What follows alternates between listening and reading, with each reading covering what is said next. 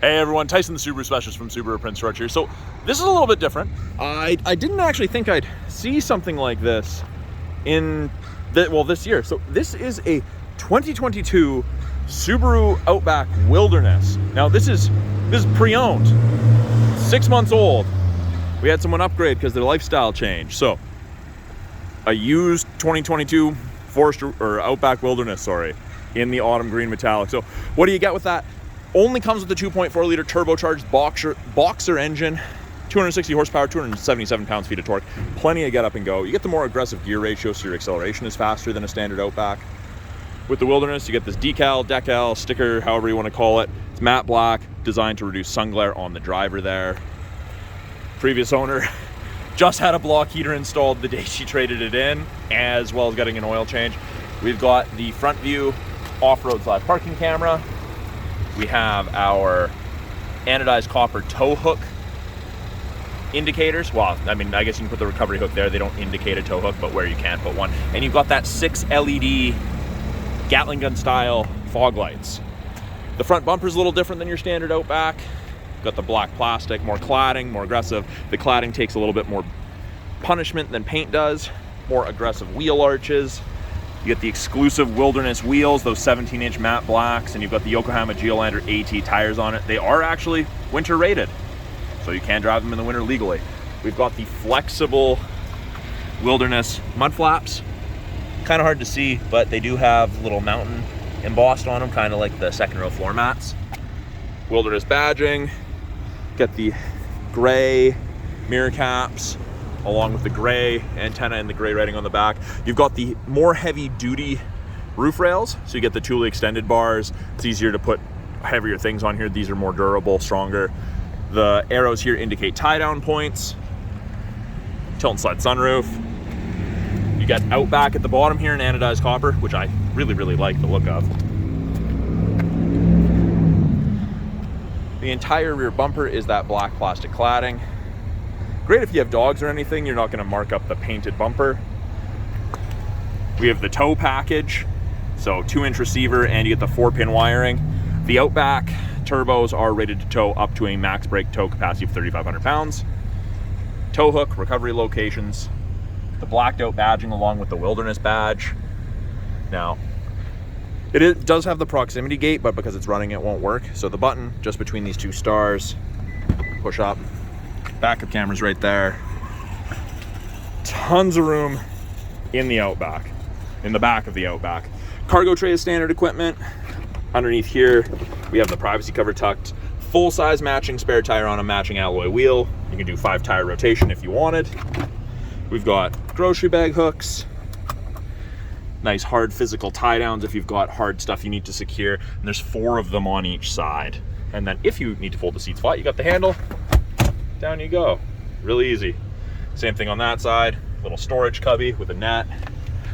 You do also get the LED cargo light. You can turn it off, but if it's set to door, it'll turn on when the door opens and shut off when the door shut. Now we can lock it all, we can close it all, or we have a handle over here to manually close it because you won't wreck anything. You can also do that from the key fob or the driver door seat, or from the driver's seat position. Now, the backs of these seats, kind of rubberized, not quite the same material, not quite as durable, but it's better than the cloth. If you have dogs, the pet hair is not going to worm its way into it. These seats are reclinable, just moved up, or kind of hard to do one-handed, but you can recline it pretty far. Now this is that gray and black two-tone, soft touch all-weather upholstery. So it's like leather, but different. It's kind of like a neoprene, 20% recycled plastic, the rest is synthetic. Great room in the second row. I'm a taller guy. And I mean, that front seat's set for me. I've still got, I don't know, a fist. So what, 4 or 5 inches? And I mean, I have headroom here still. Granted, the seat is a little bit reclined, but even sitting up, I have it. Now, as a passenger, what I appreciate, we've got heated seats, high and low settings for both the driver and passenger side. Person in the middle doesn't get one, unfortunately. USBs for charging, vents out of the second row. Oh, a little bit of dust in there. That obviously wasn't cleaned out. Let's get that taken care of. Map back pockets in both. And then If it's only me or another passenger back there, we've got fold down armrests with cup holders. And of course you have bottle holders in both doors, little storage cubby. If you need it, there is child locks up front. It is the proximity key, so you can lock it when the vehicle's not running by touching those lines, then to unlock it. So long as the key's within 46 inches, you just put your hand in the handle. And up front, power windows, locks, mirrors, along with the wilderness tag. You've got bottle holders there, mirror adjustments, put that in neutral so you can't accidentally bump it. It's that same seating material up front, except on the headrest it's got Subaru Wilderness embossed on the StarTex or soft touch all-weather upholstery, whatever you want to call it. You've got the highlight stitching, that's the anodized copper. Power driver's seat, lumbar support, and we're sitting in the sun here, and that's going to mess up with the camera, so I'm just going to pull this out back into the shade before I do the inside portion with you guys.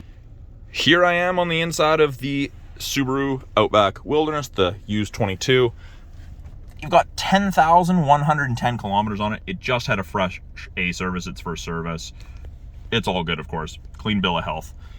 Now, the steering wheel looks very, very busy initially, but it's really not that bad after you have the basic understanding. Or copper accents. I quite like the copper, especially with the green exterior. Left-hand side has to do with our Bluetooth and audio controls, make and take calls, accept calls, hang up and decline, volume, switch between presets, switch from AM to FM to CD to satellite. CD is only if you get the CD player accessory. These arrows down here, you cycle through this small little top screen, gives you a bunch of different info depending what you want to look at. I want to look at the clock and the outside temperature.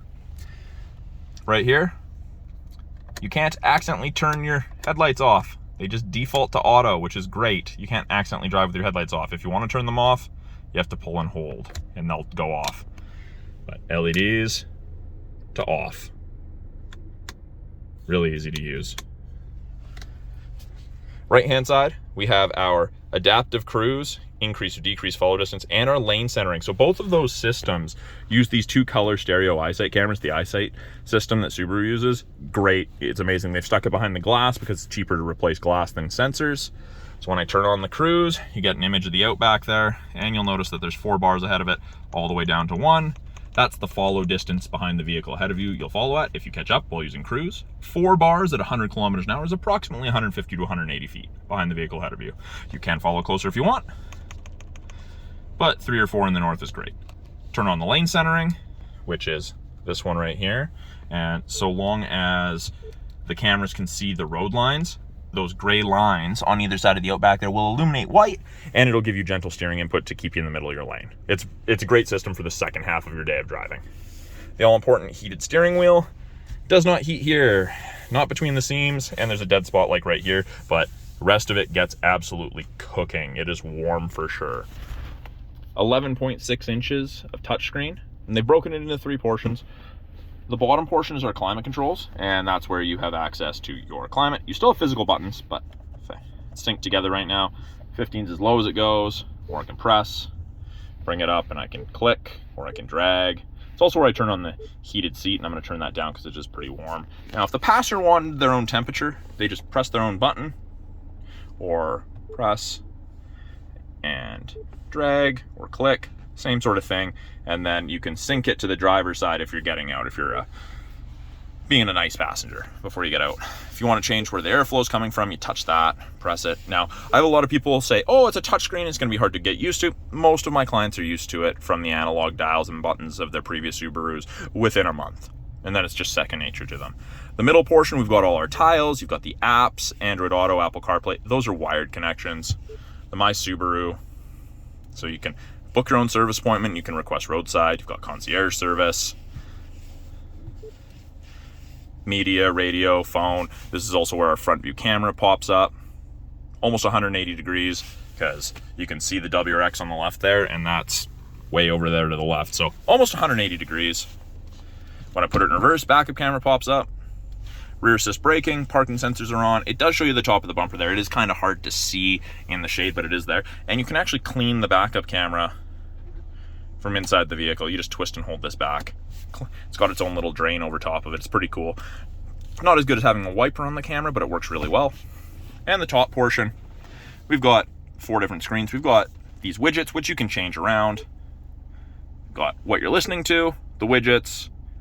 That would be the weather for the satellite radio trial, but that's expired on this right now. And then we have dual function X mode, which is an exclusive to the wilderness model. So you've got snow and dirt, or you've got deep snow and mud, and it shows there. And deep snow and mud turns off traction control to allow you to chew through that gross stuff. Now those work up to 40 kilometers an hour.